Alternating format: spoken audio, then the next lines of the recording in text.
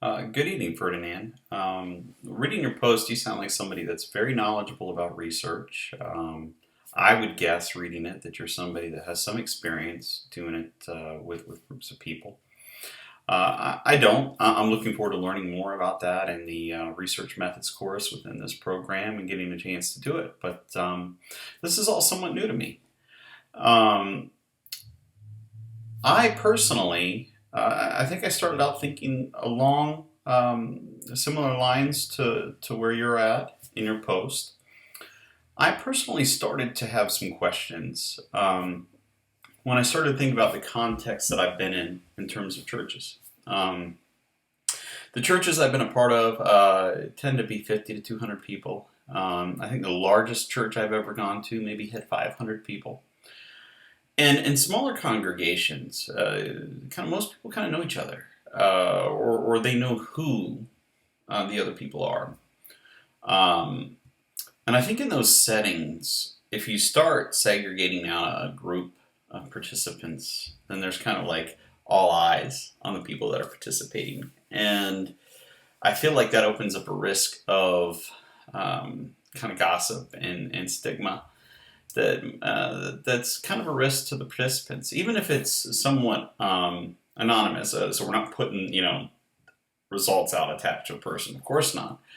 But if your 10 people has Betty and Tom and Beth, and people have an idea of who they think Betty is or Tom is, then they get the results back and they're like, oh yeah, Betty and her, her anxiety, Tom and his depression, or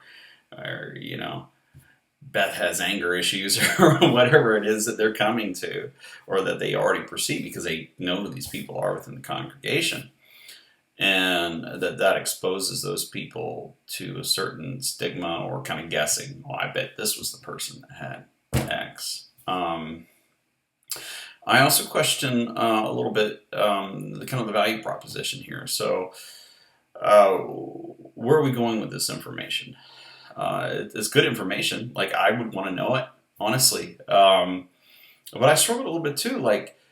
So the first question is, can we get accurate information, and how do we do it?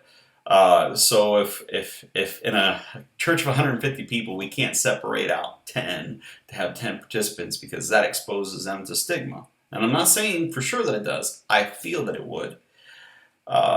So the solution might be we're going to put this out to the entire congregation, and we're going to have no controls over who does and doesn't take it, just people respond to it as they want to. Well, then you got to say, well, how do we segregate out the data, and how do we know that it's truly representative of prevalence within the congregation? How do we know that it's accurate and actionable?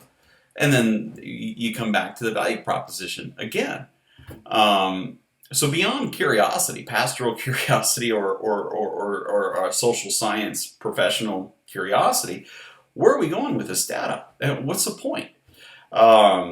So say we're able to get over that first hurdle of being able to get accurate data on prevalence without increasing a risk to anybody in the congregation. So we figure that out. And I certainly think that's going to take more than 250 words. You really would have to put a lot of thought into how to accomplish that, particularly in a smaller church setting. But say you get over that hurdle. We go through this process. We actually get some interesting data. Well, then how are we going to use it? And I think that's important too, because I think you don't do the first part unless you have an end that you're going for, a service program that meets the needs of the community.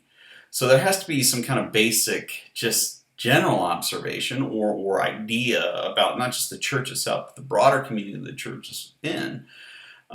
So are you trying to develop programs for people that are struggling with addictions, people that are struggling to overcome bereavement, people that struggle with depression or anxiety, a particular population of people that might struggle with those things?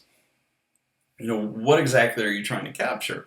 And is the purpose of the survey to be diagnostic, to identify people that perhaps haven't been diagnosed with these disorders and are kind of silently suffering? Or is the purpose of the survey to try to identify those that have a diagnosis, just to kind of get general population information? And then that impacts structure, and then it's where is this going? What's the purpose? So I think with those things taken into consideration, yeah, I really struggled with this, if I'm honest. I mean, outside of that, you make a lot of great points in terms of uh, sampling and how to do informed consent and being cautious of how it might impact the patients and multicultural type things and all that. And all that's great.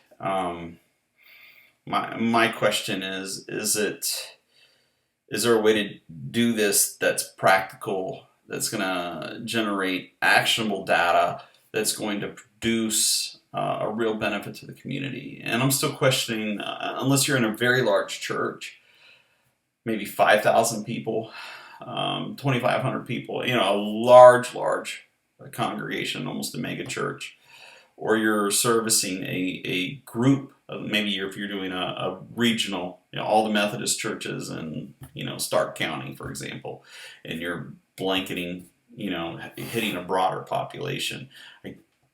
I'm struggling to see how to do this in a small to medium congregation in an ethical way that produces a real benefit. So I appreciate your post. It's very insightful. I learned a lot reading it. And I hope you have a good weekend.